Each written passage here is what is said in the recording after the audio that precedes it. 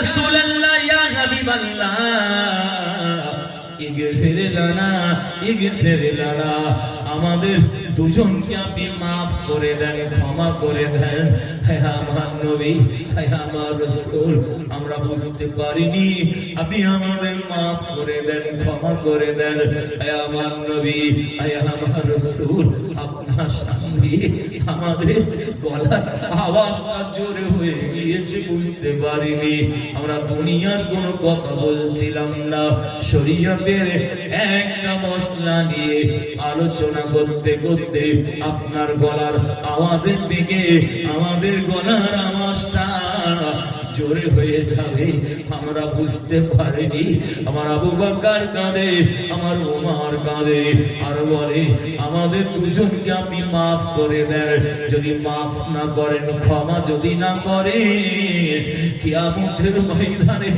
আল্লাহ বলেছে সব আমলগুলোকে আল্লাহ বরবাদ করে দেবে আমরা জাহান্নামী হয়ে যাব এত কান্না কাঁদছে ইয়া রাসূলুল্লাহ আপনি যাতে খুশি আল্লাহ তাতে খুশি আপনি যাতে নারাজ আল্লাহ তাতে নারাজ আমার নবীর আপনি মাফ করে দেন আমার আবু বকর সেদিন এত কান্না কাঁদছে আরে আমার ওমর সেদিন এত কান্না কাঁদছে আমার আবু বকরের আমার ওমরের চোখের পানিটা মুখ মোবারকের উপর দিয়ে গড়িয়ে দাড়ি মোবারকের উপর দিয়ে গড়িয়ে আমার আবু বকরের চোখের পানি আমার ওমরের চোখের পানিটা আল্লাহ পাকের জমিনে পড়ে যাচ্ছে এত কান্না কাঁদছেন আল্লাহর নবী নূর নবী দয়ার নবী বাপ মরা মা মরা নবী এতিম নবী এসি নবী উম্মাত উম্মতি দরদি নবী আমার সেদিনে নূরানি চক্ষু মোবারক দুটো বন্ধ করলেন কিছুক্ষণ অপেক্ষা করছেন কিতাবে এসেছে কিছুক্ষণ পরে আমাদের নবী বিশ্ব নবী মায়ার নবী দয়ার নবী চক্ষু মোবারক খানা খুললেন খুলে বললেন ও আবু বকর ও বাবা ওমর আর কেঁদো না বাবা ও বাবা আবু বকর ও বাবা ওমর আপনাদের আজিজিন কে সারিটা আপনাদের নম্রতা নত হওয়াটা আল্লাহ পাকের বড় পছন্দ হয়ে গিয়েছে আবু বকর ও আমার ওমর তোমাদের জীবনের জিন্দেগির গুনাহগুলোকে আজকে আজিজিনকে সারি হওয়ার ওসিলায় আমার আল্লাহ তোমাদের শুধু আজকে নয় জীবনের গুনাহগুলোকে আমার আল্লাহ মাফ করে দিয়েছে আমার কথা বুঝতে পারছেন নাকি আপনারা আল্লাহ তাকবীর দেন নারে ও মেহমান খাওয়া তাই বলছি আমার বুঝতে পারছেন না হিন্দু ভাইদের হচ্ছে গাড়ি এই বলা বলছি হিন্দু ভাইদের হচ্ছে বাড়ি খ্রিস্টানদের কিছু না ওদের গাড়ি নিলেন চকচক করছে হিন্দু ভাইদের কিছু খাওয়া হোক না ওদের বক চকচক করছে দিচ্ছে আর মুসলমানদের কি জানে গাড়ি পরে গাড়ি হয় পরে বাড়ি হয় বিয়াই স্কুটি খাই পরে কথা আর খাওয়ার জায়গায় সব থেকে বেশি বেশি থাকে কমিটি একটু পরে খাওয়াতে পারলো না পরে খাওয়াতে পারলো আমার পরে খাওয়া শুরু করতে পারবো জোরে দেন নারে তাকবীর রাসূলুল্লাহ দরবারে কোরআনের আয়াতটা লেখা রয়েছে যত হাদিসে আমরা হজ করতে যাই আমার রাসূলুল্লাহ দরবারে আদবের সঙ্গে সম্মানের সঙ্গে চলে কারণ নবী যাতে খুশি আল্লাহ তাতে খুশি একবার জোরে বলুন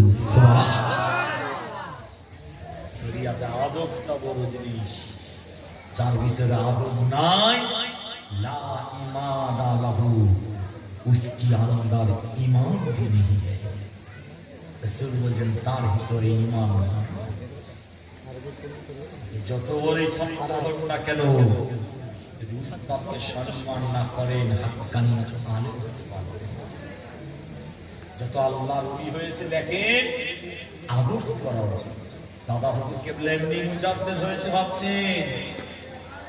40টা হাদিসের কিতাবের সনদ এমনি পেয়েছে। আমার রাসূলুল্লাহ রওজায়ে মুকাদ্দাসের ভিতরে একটা রাত এমনি ছিলেন, আমার নবীর সাথে ডাইরেক্ট কথা বলেছিলেন। একবার জোরে বলুন সুবহানাল্লাহ। বাংলায় বাঙালিদের কাছে সব থেকে বড় অবদান এখনো পর্যন্ত যার নাম আছে, শরীয়তের জন্য, দ্বীনের জন্য, শিরক থেকে কিভাবে বাঁচবে বাংলার মুসলমান, বাঙালি মুসলমান, এখনো পর্যন্ত এক নাম্বার প্রথম স্থানে বাংলার পীর শাইখুল বাহাল আবু বকর সিদ্দিক রাহমাতুল্লাহ আলাইহি রয়েছেন। একবার জোরে বলুন সুবহানাল্লাহ। এসেছেন জিনপুরা শরীফে সুফি ফাতে ওয়ালি ওয়াইশি রাহমাতুল্লাহ আলাইহি, জানার মাজার কলকাতা হুজুর কেবলা 5 কিলোমিটার পায়ে হেঁটে এসেছে। কি আদব দেখে, 5 কিলোমিটার এসেছে। পীর আসছে, কেউ পীরের পাগড়ি, কেউ নিতা নিয়েছেন, কেউ ব্যাগ নিয়েছেন। দাদা হুজুর কেবলা পীরের জুতোটা বুকের কাছে ধরে মুখ দিয়ে ইশারা করে কিন্তু চুমা খায়, ওই পাথরটা বান্দার গুনাহগুলোকে চুম্বকের মতো টেনে নেয়। একবার জোরে বলুন সুবহানাল্লাহ।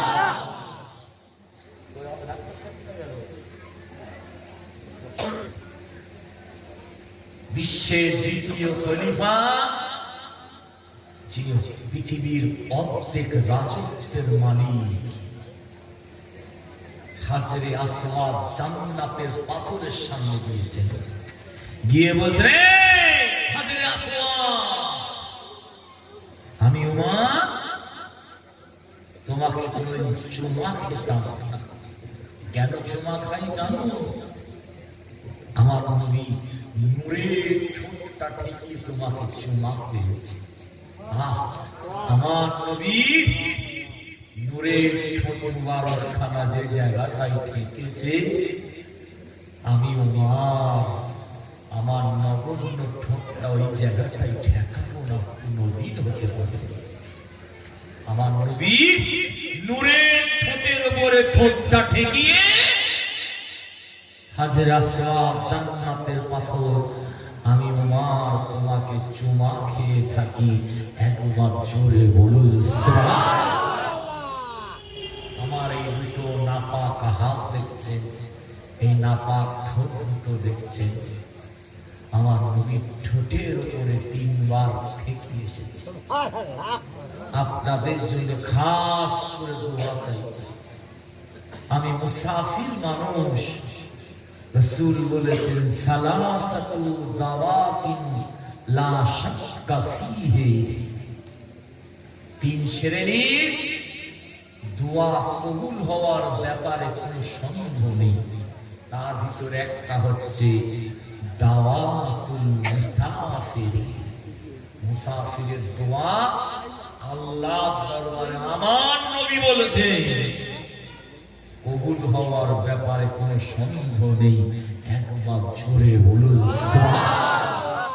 আমি আপনাদের কাছে 1 লাখ টাকা চাইবো, 50,000 চাইবো না, 20,000 চাইবো না।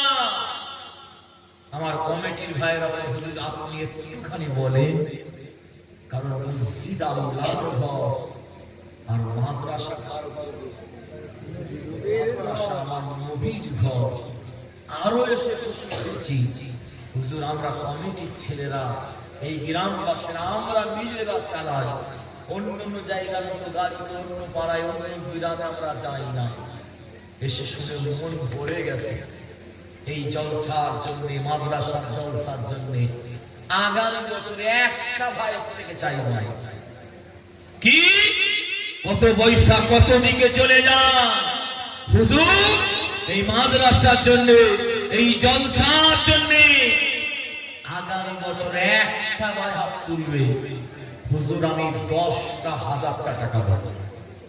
আমি পীরের বেটা কথা দিয়ে যাচ্ছি, খাপ করে দোয়া চাই, আল্লাহ কোথা থেকে পয়সা দোষার করে দিতে পারবে। কেউ আছে? আল্লাহর একটা বান্দা। কারণ দাদা হুজুরের আওলাদের হাত কোনোদিন বাসন্তীর মানুষ ফেরত দেয়।